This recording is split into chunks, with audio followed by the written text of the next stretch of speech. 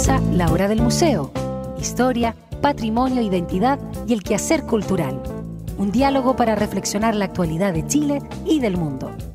La Hora del Museo, el programa del Museo Histórico Nacional, conducido por el periodista Luis Cruz.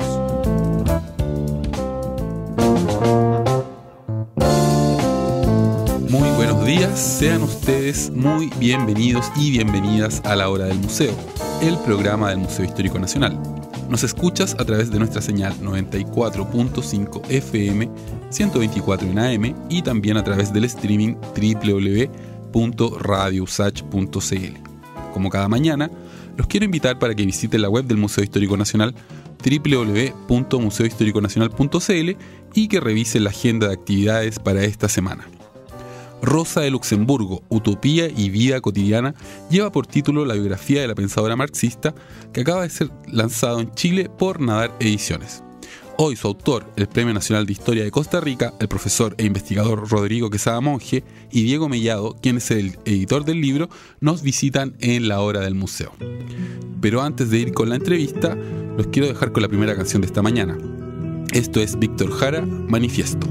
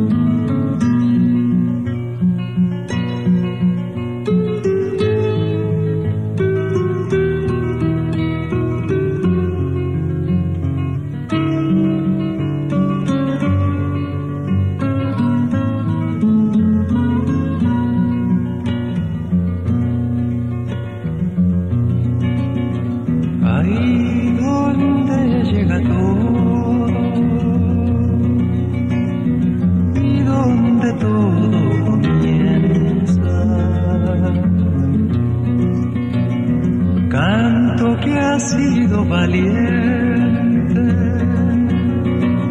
siempre será canción nueva, siempre será canción nueva, siempre será canción nueva.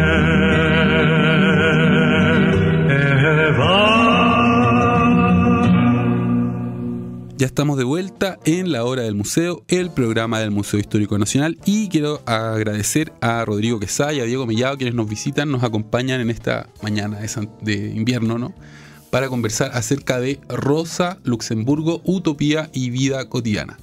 Muy bienvenidos a los dos. Muchas gracias. Es un placer, ¿no?, para mí tener un premio nacional de otro país, en este caso de Costa Rica. Doble premio nacional me decían. Para conversar acerca de la figura de Rosa Luxemburgo, que es una pensadora marxista que quizás el común de la gente no le suena tanto, ¿no? Rosa Luxemburgo. Y yo quería preguntarte, Diego, ¿cómo nace esta investigación? ¿Cómo nace este libro? Bueno, el libro, como otros libros que han surgido junto al profesor Rodrigo, vienen de un trabajo ya extenso, digamos. Se trabaja en torno a él, tanto desde el ámbito estético como en la edición propiamente tal.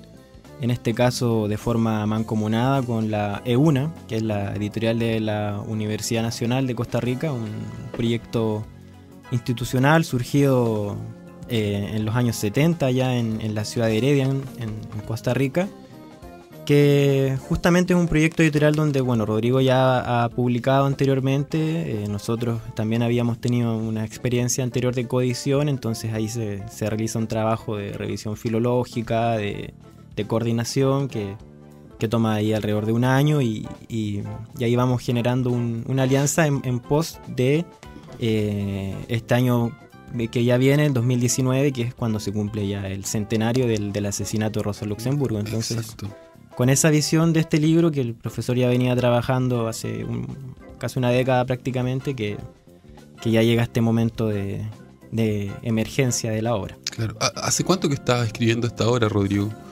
¿Cuánto te demoraste en escribir este libro? Porque son 471 páginas, lo que, ¿no?, es un libro voluminoso. Sí. Bueno, yo le quiero agradecer mucho la invitación, muy amable, Diego también. Son muy generosos en invitarme y permitirme venir hasta Chile, desde Costa Rica, para compartir con ustedes y recibir la gentileza y la caballerosidad que los caracteriza, ¿verdad? Ese libro me tomó mucho rato. Yo le comentaba a Diego que es un libro que me hizo sufrir mucho, porque ella era una mujer muy erudita, ¿verdad? Era una mujer muy talentosa, una mujer que llegó a hablar 7 idiomas con una gran solvencia y era un reto realmente muy atractivo el asumir, digamos, el escribir algo sobre ella. Y le voy a contar algo, en América Central prácticamente nadie sabe nada de ella, ¿verdad? Yo no quiero generalizar porque podría ser que en otras partes sí la conozcan mejor, pero el libro fue pensado originalmente para lectores centroamericanos y del Caribe, con la excepción de Cuba, donde sí se la conoce muy bien. Eso hacía que el libro tuviera un doble reto, era simplificar un ideario sumamente complejo. Exacto. Y hacerlo asequible al lector medianamente educado, ¿verdad? Eso me hizo, por ejemplo, yo debo expresar mi profunda gratitud a mi esposa, porque ella es filóloga y ella ha tenido la paciencia de acompañarme en este y en los otros trabajos, ¿verdad? Imagínense que lo revisamos unas 10 veces, le comentábamos a Diego, unas 10 veces lo revisamos y ahí iba por la mitad. Y tuve que destruir toda la primera parte. No me satisfizo. ¿En serio? Sí, no me satisfizo. Me dejó lleno de preguntas, me dejó lleno de dudas. Entonces le dije a ella, bueno, vamos a echar todo esto abajo y vamos a volver. Apretamos el botón de reset y volvemos. Vamos a volver a empezar de cero. Wow. Hay que ser valiente para tomar esa decisión. No, eso es lo que le digo. Porque uno cae muy fácilmente en la trampa que de ella, que es la abstracción, la complejidad, las cosas. Por ejemplo, el libro de ella es un libro clásico que a través del cual la conoce mejor la academia, que es un texto fundamental del siglo XX que se llama La acumulación del capital.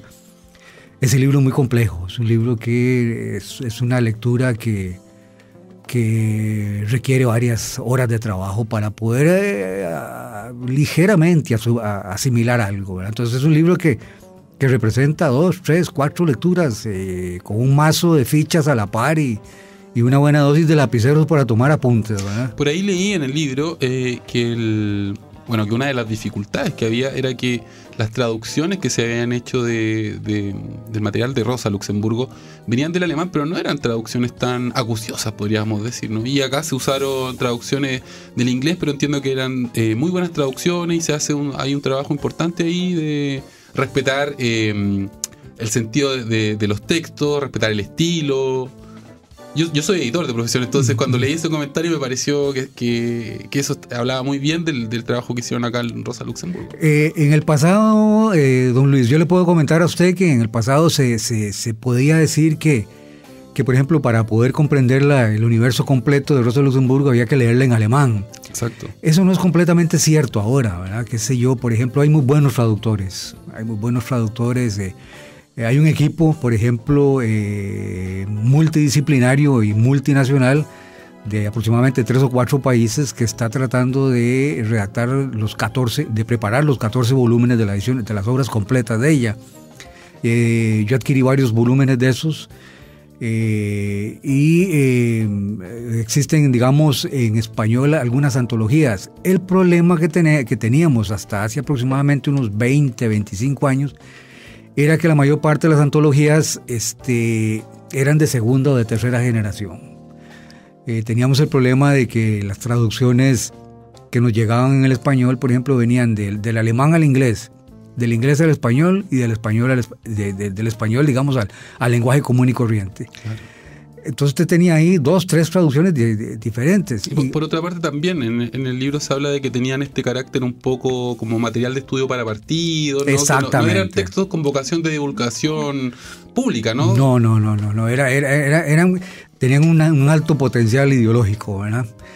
Yo traté, ya le digo, me tomó aproximadamente una década de trabajo. Parece mentira, yo estoy pensionado, me pensioné en el 2007, yo soy profesor jubilado de la universidad y ahora estoy más ocupado que antes, ¿verdad?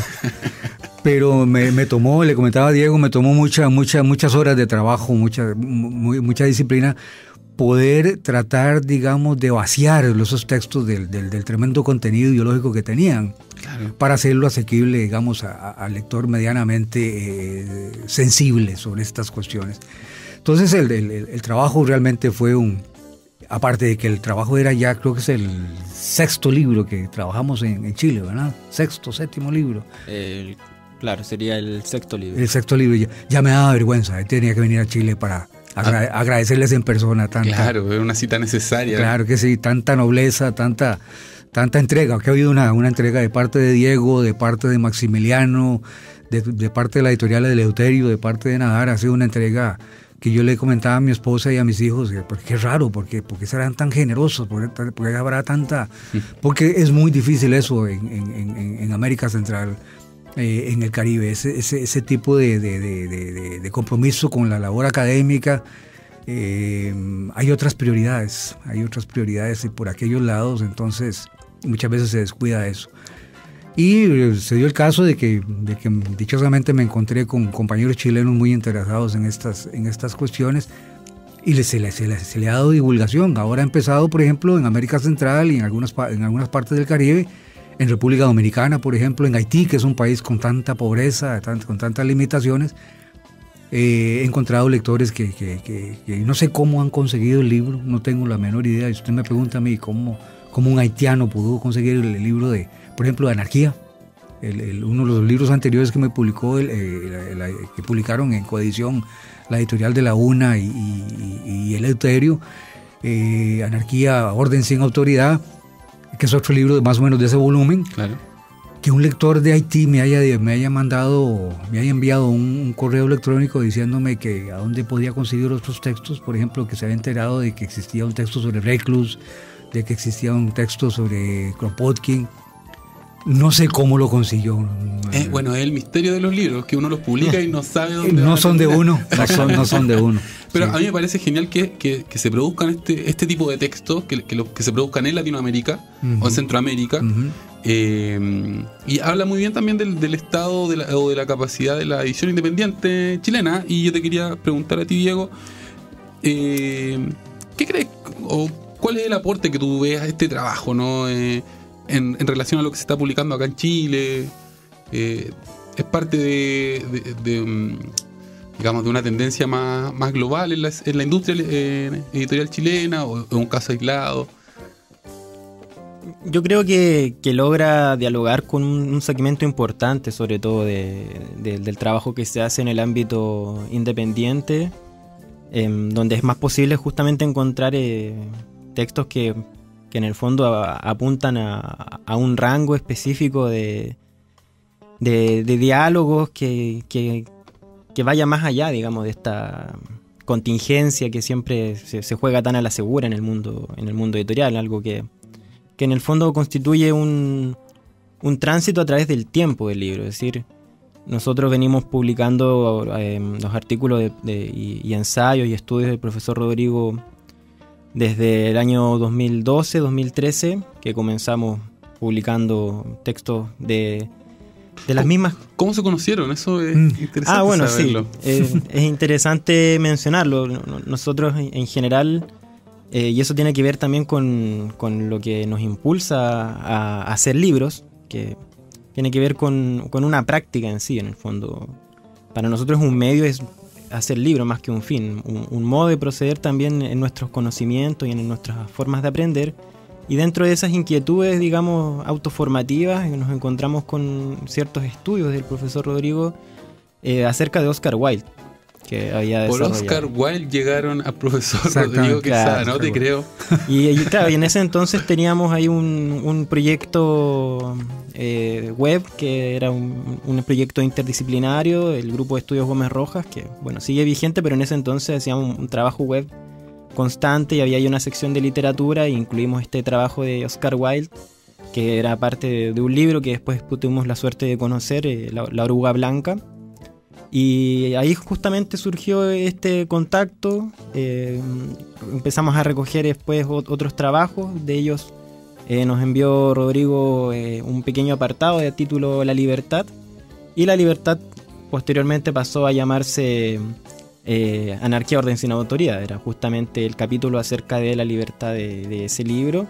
Y luego lo invitamos a participar de Erosión, la revista que publicamos desde 2012, y ahí él publicó un ensayo acerca de Kropotkin y después otro acerca de Eliseo Reclus, que en 2013 se pasó a hacer un libro, La fuga de Kropotkin, y el de Eliseo Reclus en 2015 también pasó a ser un libro que... Y ella se convirtió en un autor, ¿no? del sello. Exacto. ¿Ha publicado en Eleuterio y en Nadal, en las dos? En las dos editoriales, claro. Bueno, tengo que decir que Diego es uno de los directores de estos dos sellos que son muy importantes, Eleuterio y Nadal Ediciones, ¿no? Claro, ahí trabajamos ya hace algunos años. Junto a Maximiliano Astroza. Claro, Maximiliano, está Joseph, Slavia, Cayo, Ignacio, Felipe. Somos un colectivo, digamos, bastante dócil en el tiempo. Vamos ahí siempre manteniendo esta práctica de un modo u otro. Y el hacer libros es parte de este ejercicio de autoformación. Entonces, lo que nos llamaba la atención de estos títulos no era solamente la temática, es decir, que esta temática que efectivamente sí podemos encontrar presente en la edición independiente, que puede caracterizar esta forma autónoma de hacer libros,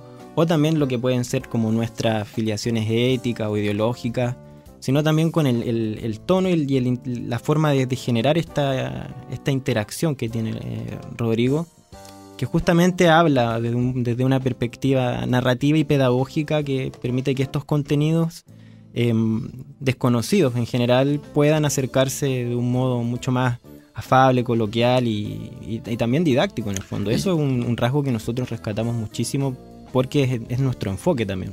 Claro, o sea, si queremos generar nueva conciencia, ¿no? entre la población de nuestros países, es necesario que la historia se abra al gran público, ¿no? Claro, De totalmente. alguna manera tiene que dejar de ser este gueto, ¿no?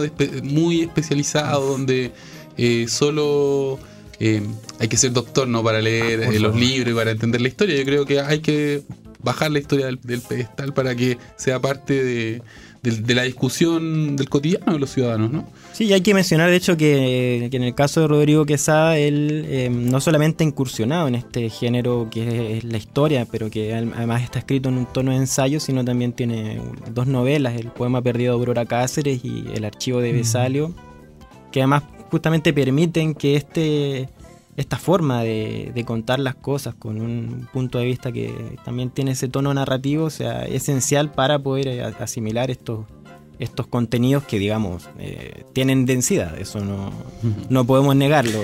Ameritan unas lecturas y relecturas y también estas instancias de diálogo esenciales. Rodrigo, yo te quiero preguntar, ya para que entremos en materia y hablemos un poco de esta figura apasionante que es Rosa Luxemburgo, que nos introduzcas en la biografía de Rosa, ¿no? Y claro. ¿De dónde viene? ¿En qué país nace? ¿Sus orígenes familiares? Claro.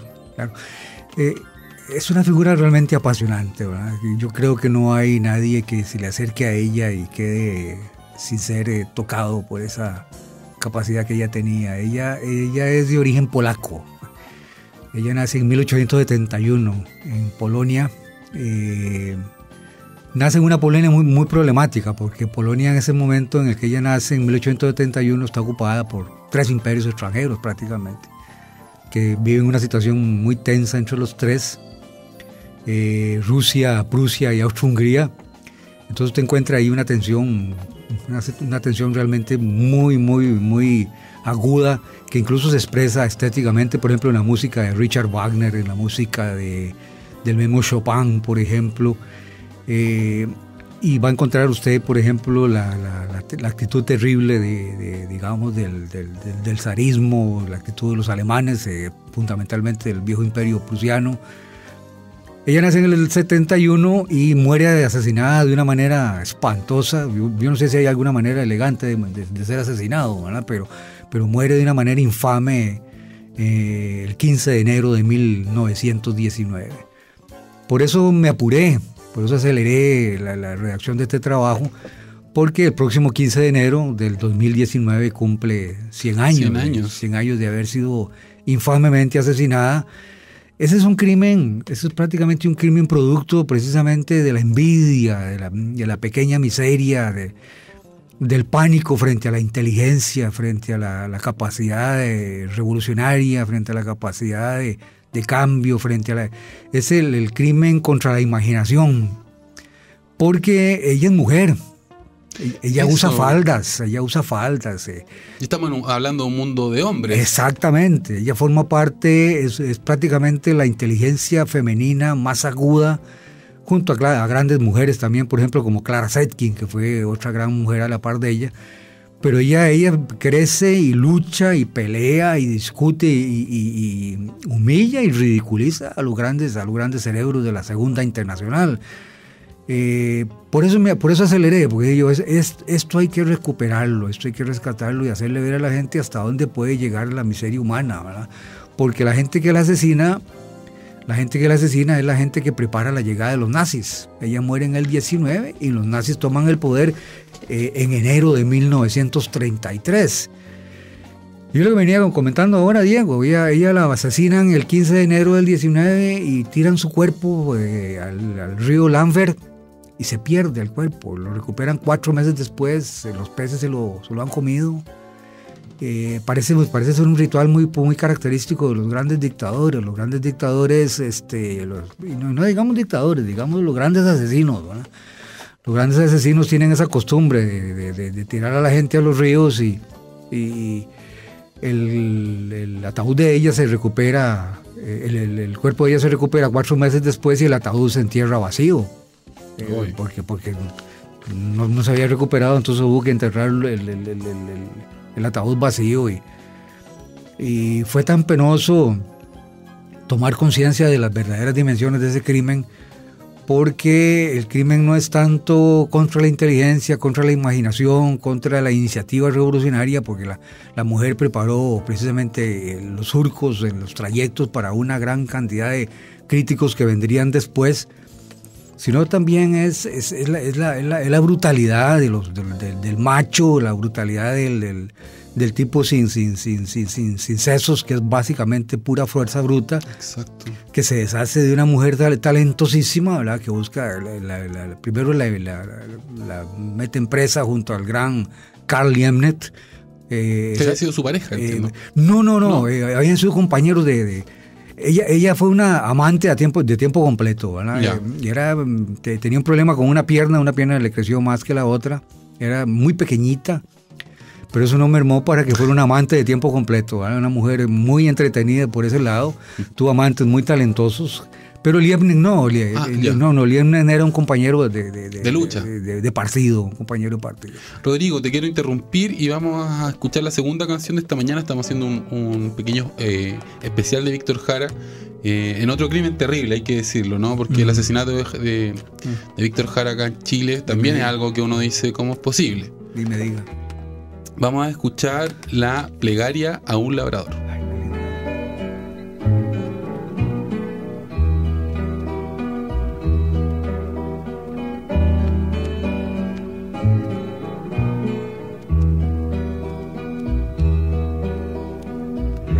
Levántate y mira la montaña, de donde viene el viento, el sol y el agua. Tú que manejas el curso de los ríos, tú que sembraste el vuelo de tu alma, levántate y mírate las manos para crecer, estréchala a tu hermano, juntos iremos unidos en la sangre. Hoy es el tiempo que puede ser mañana. Líbranos de aquel que nos domina en la miseria. Tráenos tu reino de justicia e igualdad. Sopla como el viento la flor de la quebrada, limpia como el fuego el cañón de mi fusil. Hágase por fin tu voluntad aquí en la tierra. Danos tu fuerza y tu valor al combatir. Sopla como el viento la flor de la quebrada, limpia como el fuego el cañón de mi fusil. Levántate y mírate las manos para crecer, estréchala a tu hermano.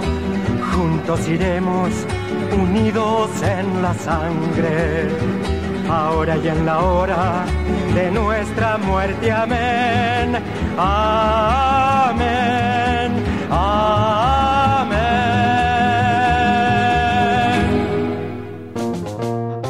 Ya estamos de vuelta en la hora del museo y hoy nos acompaña Rodrigo Quesada Monge y Diego Mellado. Rodrigo es el autor de Rosa Luxemburgo, Utopía y Vida Cotidiana, y Diego es el editor de este voluminoso ejemplar, ¿no?, de 471 páginas que aborda la vida de esta pensadora marxista. Rodrigo, nos habíamos quedado un poco con la biografía de Rosa Luxemburgo, su muerte, pero a mí me gustaría que nos fuéramos un poco antes a lo que pasa durante la Primera Guerra Mundial, que entiendo que es bastante decisivo, ¿no?, en la vida de esta pensadora marxista. Cuéntanos un poco el contexto y qué ocurre qué rol juega Rosa en esta época. Era lo que le decía hace un rato, es decir, la lucha de ella, sus ideas, su iniciativa no se pueden entender fuera del contexto de la Primera Guerra Mundial. Ella es una gran una gran pacifista, pero déjeme explicarle, tal vez reflexionar un poco sobre esto. Hay dos clases de pacifismo. Está el pacifismo que habla de la no violencia, por ejemplo, al estilo de, digamos, Gandhi podría ser un ejemplo. Por ejemplo, que es el gran discípulo de León Tolstoy, ¿verdad? Que habría que recuperar esa relación entre Gandhi, Tolstoy y gran parte del movimiento de los Black Panthers en los Estados Unidos, por ejemplo.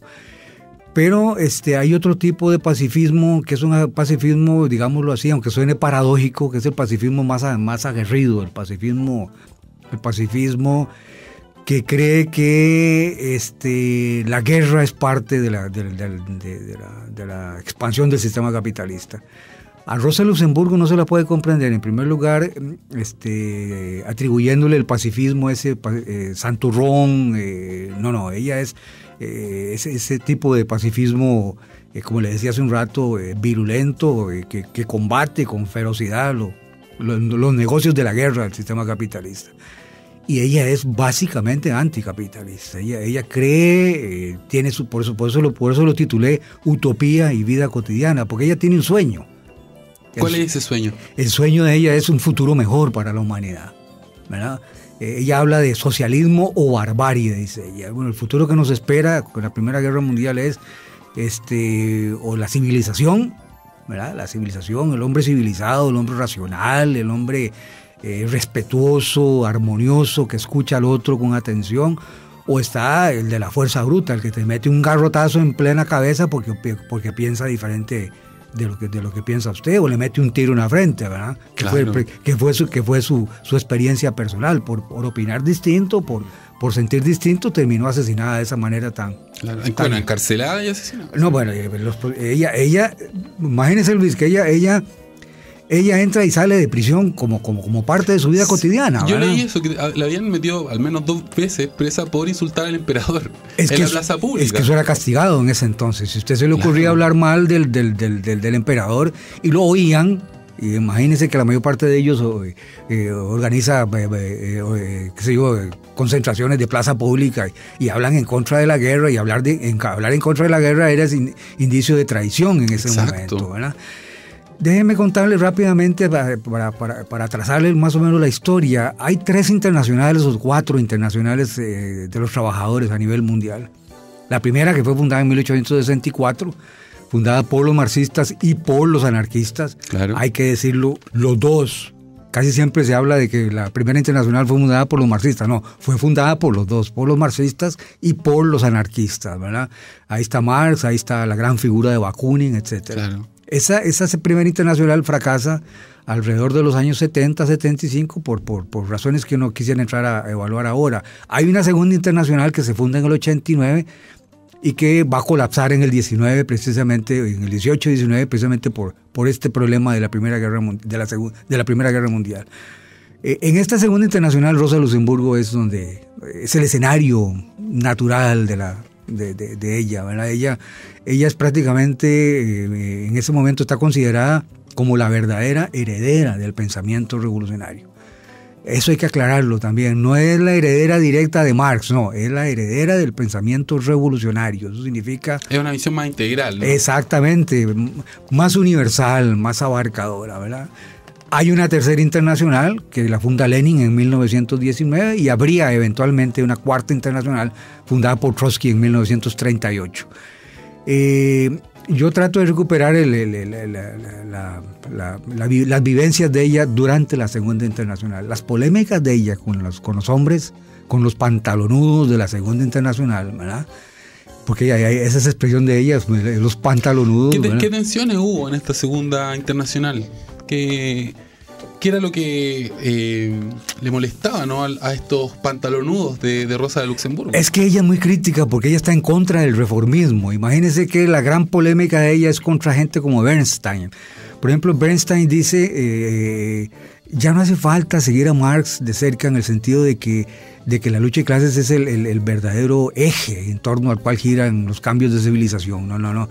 el sistema capitalista aprobado que vino para quedarse eternamente con nosotros. Entonces hay que adaptarse, hay que seguirle el paso, hay que introducir algunas reformitas aquí, algunas reformitas allá. Es una lectura talmudiana de... Ay, por favor. Yo lo leí en el libro. Por favor, es terrible, ¿verdad? Entonces ella se burla de eso, ella agrede ese tipo de cosas y ella habla con mucha franqueza. Eso es lo más doloroso, la gran franqueza, qué sé yo, por decirle algo. Si a ella le parece que Kautsky, imagínense que ella mantiene una gran amistad con la esposa de Kautsky, con Luis, y hay una gran correspondencia bellísima entre ellas dos, la esposa de Kautsky. Pero cuando se trató de decirle a Kautsky las 4 verdades en la cara, se las dijo, y sin pelos en la lengua, y en público. Eso es lo más terrible, ¿verdad? Que a usted le levanten las enaguas y lo pongan en evidencia en público. Es terrible. Entonces ella no se anda por las ramas, y de ahí vienen sus grandes broncas, por ejemplo, sus grandes controversias con Lenin. El problema que ella tiene es que es muy ambigua respecto al problema de la espontaneidad. Por ejemplo, ella cree en que, por ejemplo, la huelga general, la insurrección, son recursos de la clase trabajadora, son instrumentos muy importantes para hacerse sentir. Pero ella cree en que deben ser espontáneas, que no deben ser programadas. Exacto. ¿Verdad? Los anarquistas han tomado esa ambigüedad y la han convertido en un instrumento muy valioso. Porque los anarquistas creen mucho en la espontaneidad, es muy importante para...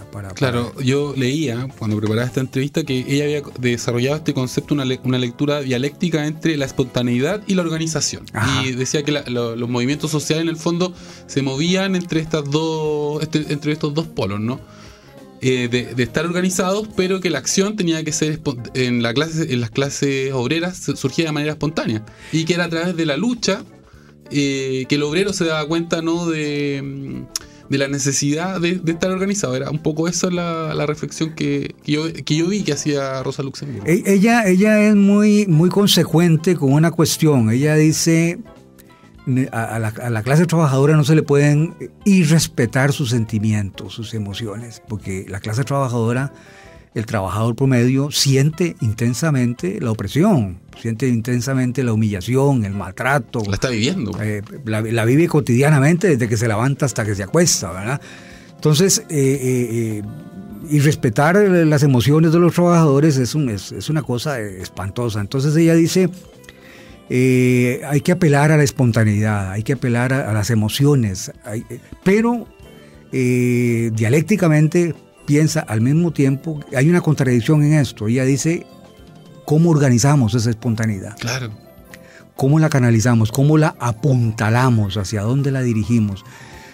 Los leninistas, los bolcheviques tienen otra concepción. Los bolcheviques dicen, el partido debe ser, o la organización debe ser profesional. Hay que reclutar revolucionarios a tiempo completo. Gente que desde que se levanta hasta que se acuesta solo piensa en la revolución. La tecnocracia. Imagínense lo que es encontrar a alguien que tenga ese tipo de mentalidad. Y lo más extraordinario es que sí hay gente que América Latina está ahí para probarlo. Hay gente que sí piensa la revolución a tiempo completo. Para eso está la revolución cubana, que es el máximo ejemplo, claro, de lo que es pensar la revolución a tiempo completo. Esa contradicción, esa ambigüedad, ¿verdad? Cuesta mucho digerirla porque hay que tener, digamos, un conocimiento más o menos preciso, más o menos riguroso de lo que es la historia para poder, digamos, ubicar en ciertos contextos las quejas que ella tiene. Entonces, esa ambigüedad, lo más divertido de esto es que es rescatable. Esa ambigüedad se puede instrumentalizar, se puede convertir en un elemento importante de combate. No se puede orientar uno en una dirección o en la otra. No se puede entregar uno totalmente a una u otra tendencia. Exacto. Es importante equilibrar las dos. Esa es la recomendación de ella. El problema es que no le dimos tiempo, la matamos muy rápido. Ella termina siendo asesinada muy rápido y no le dimos tiempo para poder desarrollar eso por completo. Porque ella estaba precisamente tenía otras preocupaciones. Ella es una gran avanzada, por ejemplo, de la cuestión ecológica. de lo que hoy se llama ecosocialismo, por ejemplo, porque una de las pretensiones de ella inicialmente fue estudiar biología. Era una gran estudiosa, por ejemplo, de las plantas, de los pájaros, hizo descubrimientos espectaculares sobre el campo de la ornitología. Exactamente, sobre la conducta de los pájaros, por ejemplo, en ciudades contaminadas. Berlín ya para entonces es una ciudad sumamente contaminada. Entonces, desde la prisión, Luis, viendo a través de las ventanitas que quedaban, logró estudiar el comportamiento de los pájaros. Hay una correspondencia extraordinaria sobre eso, ¿verdad? Bueno, eso es otro que en el libro también se rescata mucho, la faceta de ella de escritora de cartas. Ay, eso es extraordinario, ¿verdad? Cuéntanos un poco de eso. Claro, es que hemos perdido eso, Luis. Hemos perdido eso completamente. Hemos perdido la capacidad de escribir cartas. Nos da pereza. Porque ahora escribir cartas a mano, claro, y escribirlas con esa caligrafía que ella tenía, una caligrafía cuidada, estilizada, perfecta. Miles de cartas. Imagínense que las obras completas que vienen en inglés son 14 volúmenes, y de esos 14 volúmenes aproximadamente 8 son de cartas. Wow. Es increíble, ¿verdad? Y estoy hablando de volúmenes de 600 páginas, Luis, cada tomo, ¿verdad? Esa mujer no dormía, era una fuerza de la naturaleza. Increíble, y todavía tuvo tiempo para tener 3 y 4 amantes, ¿verdad? Hay uno de ellos que es extraordinario, que es Leo Jojiches. Había uno que era pianista, ¿no él? Bueno, el pianista murió en la guerra, claro, murió en combate. Pero Leo Jojiches es el macho por excelencia. Esa relación es divertidísima porque es una relación de amor-odio. ¿Verdad? Te dejo, no te dejo, te recupero, te vuelvo a buscar. Es una tirantez increíble.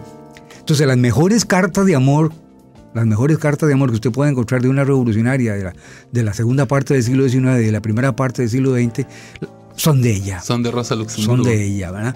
Las mejores cartas que usted pueda encontrar, por ejemplo, sobre las pequeñas intrigas de la Segunda Internacional, los pequeños chismes. Uno dice, es que se trata del Partido Socialdemócrata Alemán y el partido más grande de Europa, un partido que tuvo allá por 1912 4 millones de votantes, una cosa descomunal, ¿verdad? Claro. Ella manejaba unos chismes que increíbles. Uno dice, bueno, ¿cómo es posible que la izquierda tuviera tiempo para esos chismes, ¿verdad? Claro. Chismes de cafetería, chismes de tetera, ¿verdad? Le preocupaba mucho el buen vestir. Entonces hay cartas donde describe las flores que quiere. Por ejemplo, cuando está esperando a su amante, las ropas que quiere comprarse, se compra ropa interior bien sugestiva, ella cuenta eso. Ese tipo de cosas ya no se hacen. Ella es prácticamente la última corresponsal de la era más romántica del siglo XIX, la era de los grandes y de las grandes escritoras de cartas. Pero al mismo tiempo es una mujer que tiene muy, muy claro su ubicación en el universo, ¿verdad? Habla francés, habla ruso, habla alemán, habla polaco, maneja con una gran soltura, por ejemplo, el húngaro, el magiar, que es una lengua bien difícil. Coqueteó con el español, hablaba perfectamente el inglés, etcétera. Es decir, es una figura impresionante. Es extraordinario. Entonces valía la pena el esfuerzo de escribir una biografía no al estilo convencional, qué sé yo, que nació en tal lado y murió en tal lado, hizo tal cosita, no, se trataba de hacer una especie de biografía intelectual. Y al hacer una biografía intelectual usted está recuperando las contradicciones, las debilidades, las deficiencias de las personas, ¿verdad? Está recuperando, por ejemplo, el hecho de que se pasaba noches enteras viendo para el techo, con unas depresiones, pero duras las depresiones por las que pasó esta mujer, ¿verdad? Por la soledad, la gran soledad de estar metida en una prisión, claro, en una celda fría, en un camastro de paja lleno de chinches, ¿verdad? Con un poquillo de luz que entraba por la ventana ahí. Por eso es excepcional su estudio sobre los pájaros, etcétera. Cómo se comporta un pájaro, por ejemplo, en una ciudad terriblemente contaminada. Eso lo aprendimos de ella. Pero la dimensión de gran corresponsal, eso hay que volver a tratar de recuperarlo, porque la tecnología vino a arrebatarnos eso. Claro, vivimos la época de la inmediatez. Todo se Mire, la tecnología, Luis, nos quitó el sentir escribir a mano. Claro. ¿Verdad? Ella escribe, qué sé yo, por ejemplo, no escribe muchas horas, no. Escribe unas cuantas horas, pero intensamente. Con pasión. Exactamente. Rodrigo, ya se nos está acabando el tiempo y a mí me gustaría hacerte una de las últimas preguntas de esta mañana, y es ¿qué valor tú le ves a Rosa de Luxemburgo, o cuál es la influencia que tiene Rosa Luxemburgo en nuestro continente?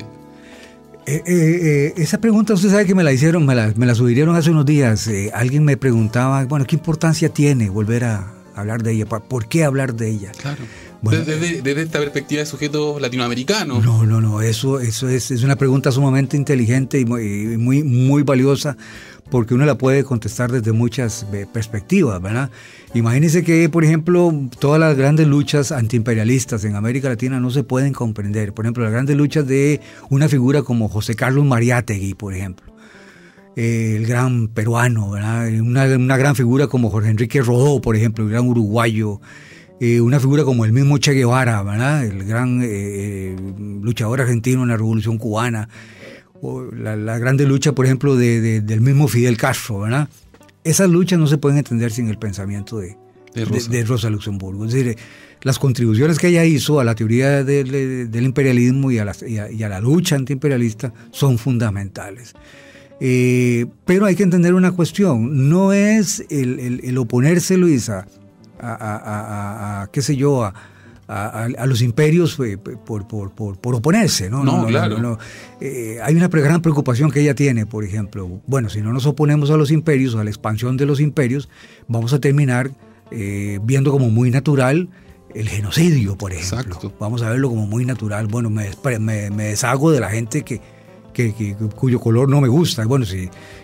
¿Por qué? ¿Por qué pasa esto? Bueno, porque ella lo está viviendo. Por ejemplo, los alemanes a principios del siglo XX, en 1904, 1907, aniquilan prácticamente, reducen en 70.000 personas, por ejemplo, asesinan prácticamente toda la población de los grupos hereros en las antiguas colonias alemanas. Alemania llega muy tarde a la repartición de los imperios. Claro. Entonces, vamos a ver el genocidio como algo muy natural. Bueno, si los negros no me gustan, si están desubicados, entonces simple y sencillamente me deshago de ellos, que es la política guerrerista de los grandes imperios. Es decir, no es la oposición por la oposición misma. Ella tiene perfectamente claro, por ejemplo, admira enormemente la literatura norteamericana. Por ejemplo, ella es una gran amante de la gran literatura norteamericana. Bueno, hay aspectos de la cultura norteamericana, aspectos de la creatividad norteamericana que hay que fortalecer, que hay que mantener, que hay que reproducir, pero hay otras cosas que son detestables. Por ejemplo, la cuestión de la política colonial. Eso es simplemente repugnante, y eso hay que combatirlo y denunciarlo. Bueno, esas cosas pasaron y están presentes, ¿no?, en el pensamiento de Rosa Luxemburgo. Me parece que es una gran enseñanza, ¿no?, como hacer esta lectura, por una parte, de lo nocivo que pueden ser los imperios sobre todo para países y para continentes como el nuestro, pero también ser capaces de reconocer lo bueno que uno puede encontrar, ya sea en el arte, en la cultura. Por favor. Me parece que es una muy bonita idea de Rosa Luxemburgo. Claro que sí. Les quiero preguntar, antes de que nos se acabe el tiempo, ¿dónde se puede conseguir este libro? Rosa Luxemburgo, Utopía y Vida Cotidiana, por Nadar Ediciones. ¿Dónde lo puede comprar la gente? Bueno, el libro que tuvo su presentación en el Archivo Nacional, ahí tuvimos una ocasión de conferencia. El libro va a estar ya disponible en librerías. ¿Alguna en la que la gente pueda ir y...? Claro, exacto, porque en general la órbita de librerías independientes, ninguna cadena, digamos, tenemos varias librerías, aparecen en el sitio web de Nadar Ediciones. www.nadarediciones.cl. Sí, nadarediciones.cl. También se puede conseguir vía web, en Busca Libre. ¿En la comuna.cl? ¿O no? No. Pero esperamos que quizás ahí pueda surgir la versión IPAP a través de la comuna. Y bueno, pronto se imprime también en Costa Rica, se va a poder conseguir en Centroamérica, donde la edición es la misma, y vamos a estar ahí gestionando también otras presentaciones internacionales, porque bueno, es el instante justamente de poder recuperar a esta figura de Rosa Luxemburgo. Obviamente el centenario es una excusa, pero siempre es bueno acercarnos a estos personajes tan brillantes, tan luminosos. Yo creo que es parte del ejercicio que tiene que hacer cada ciudadano, ¿no? de este país, de todos los países, acercarse a estas verdaderas, a estos verdaderos soles del conocimiento, del pensamiento. Rosa Luxemburgo, Utopía y Vida Cotidiana. Les quiero agradecer que me hayan acompañado en esta mañana en el programa del Museo Histórico Nacional, y los voy a dejar con la última canción del día. Soy Luis Cruz, el conductor de este programa, a veces se me olvida decirlo, y esto es Víctor Jara, Luchín. Naranjita, naranjita, porque llora, porque tengo que llorar. Anoche pasó mi novio, no me quiso dar los pañuelos de mi novio, no se llaman cojamos, se llaman agüita de sangre de mi corazón.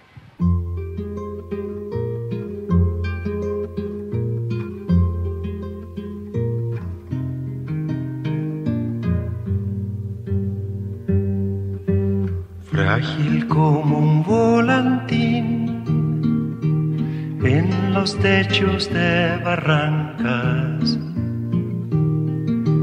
jugaba el niño Luchín con sus manitos moradas, con la pelota de trapo, con el gato y con el perro. El caballo lo miraba, en el agua de sus ojos se bañaba el verde claro,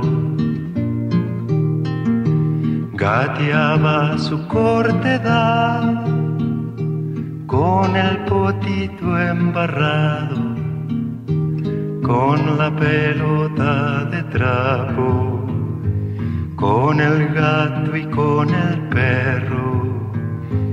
El caballo lo miraba.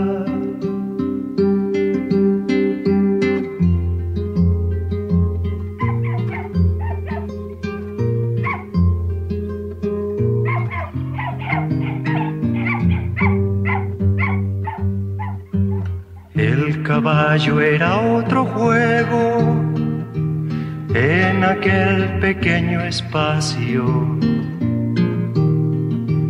y al animal parecía le gustaba ese trabajo con la pelota de trapo, con el gato y con el perro, y con Luchito mojado.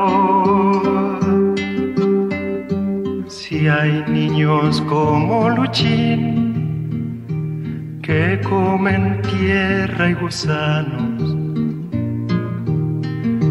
abramos todas las jaulas pa' que vuelen como pájaros, con la pelota de trapo, con el gato y con el perro, y también con el caballo.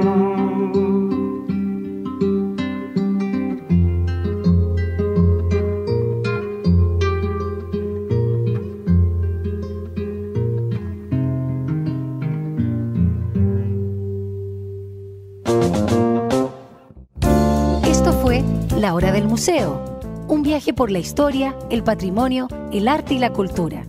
El Museo Histórico Nacional y Luis Cruz te esperan de lunes a viernes a las 11 horas con nuevos capítulos de nuestra historia.